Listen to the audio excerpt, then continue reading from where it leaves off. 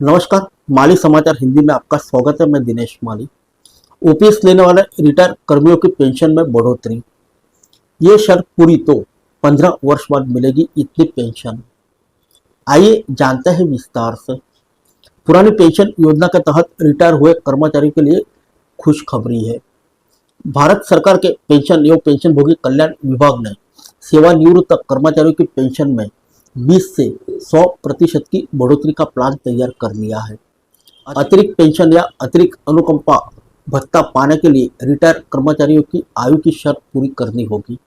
अगर वे 80 साल से 85 वर्ष की आयु के बीच में है तो उनकी बेसिक पेंशन में 20% बढ़ोतरी हो जाएगी, यानी उन्हें 20% अतिरिक्त पेंशन या अतिरिक्त अनुकंपा भत्ता मिलेगा।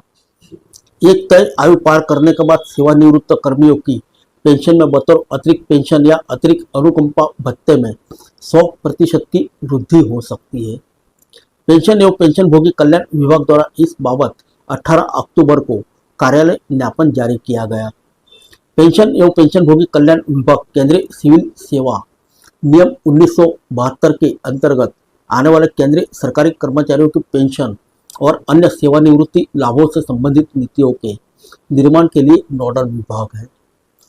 केंद्रीय सिविल सेवा पेंशन नियम 2021 के अंतर्गत आने वाले केंद्र सरकार के सेवानिवृत्त सिविल कर्मियों को अतिरिक्त पेंशन देने के लिए शर्त निर्धारित की गई है।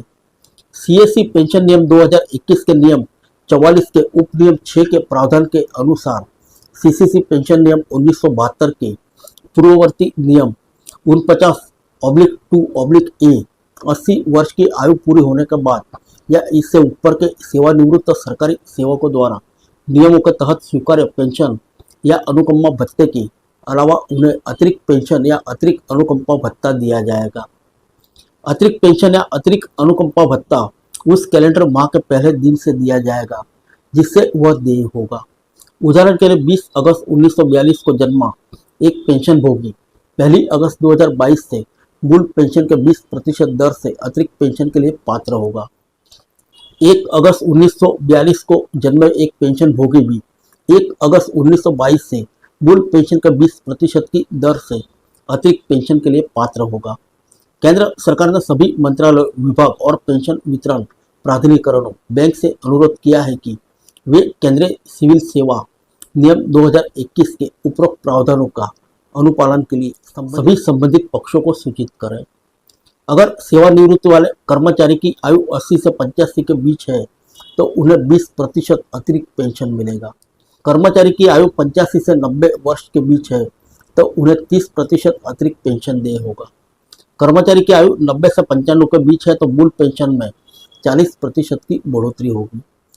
इसी तरह कर्मचारी की आयु 95 से 100 वर्ष के बीच है तो उनकी मूल पेंशन में 50% तक की अधिक बढ़ोतरी हो जाएगी। अगर कोई सेवानिवृत्त कर्मचारी 100 के पार पहुंच गया तो उसके मूल पेंशन में 100% की अतिरिक्त बढ़ोतरी हो जाएगी। National media for old pension scheme Bharat के राष्ट्रीय अध्यक्ष डॉक्टर मंजीत सिंह पटेल कहते हैं कि भारत सरकार द्वारा यह formula central civil services rule 2021 के आधार पर तय किया गया है। उन्होंने भारत सरकार से आग्रह किया है कि इस नियम का लाभ भारत सरकार के national pension system amendment act 2021 के अंतर्गत आच्छादित डेथ और डिसेबिलिटी केस में विकल्प 1 का चयन करने वालों को भी दिया जाए। वह डेथ और डिसेबिलिटी के केस में भारत सरकार ने कर्मचारियों को एनपीएस एग्जिट रूल 2015 और सीसीएस रूल 1972 से किसी एक विकल्प को चयन करने की आज़ादी दी है। ऐसी स्थिति में यह नियम उन पर भी लागू होना चाहिए जिन्होंने सीसीएस रूल 1972 के विकल्प का चयन किया है। फिर मिलेंगे अगले बुलेटिन में अन्य किसी खबर के साथ। तब तक के लिए इजाज़त दीजिए। नमस्कार।